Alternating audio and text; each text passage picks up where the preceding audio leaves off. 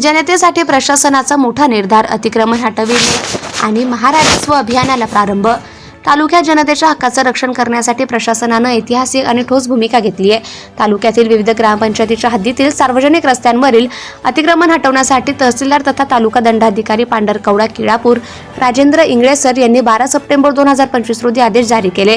17 ते 18 सप्टेंबर दरम्यान प्रमुख रस्त्यांवरील 11 ते 31 फूट रुंदीच्या जागेवर झालेल्या 20 ते 22 अतिक्रमणांवर कारवाई होणार आहे। या निर्णयामुळे नागरिकांना मोकळे रस्ते, सुरक्षित वाहतूक व्यवस्था आणि दिलासा मिळणार आहे। याचबरोबर महसूल विभागाने राज्यभरात सुरू होणाऱ्या महाराजस्व अभियानालाही केळापूर तालुक्यात प्रारंभ होतोय।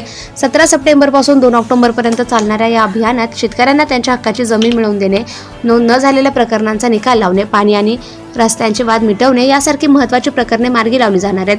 ग्रामीण भागातील गोरगरीब वंचितांना तातडीने न्याय मिळवून देणे तसेच नागरिकांच्या तक्रारींवर त्वरित कारवाई करणे हा या अभियानाचा मुख्य उद्देश आहे। तहसीलदार राजेंद्र इंगळे यांनी अतिक्रमणधारकांना स्पष्ट इशारा दिलाय की निर्दिष्ट वेळेत अतिक्रमण न हटविल्यास प्रशासन स्वतः कारवाई करेल आणि दंडात्मक कारवाई करण्यात येईल। शासनाच्या सूचनांचं काटेकोर पालन करून जनहिताच्या दृष्टीने पुढाकार घेतल्याबद्दल त्यांचं सर्वत्र कौतुक होते। त्यांची न्याय निर्णय क्षमता, कठोर अंमलबजावणी आणि जनतेच्या प्रश्नावर तत्परतेने प्रतिसाद देण्याची कार्यशैली तालुक्यात आदर्श ठरतीये।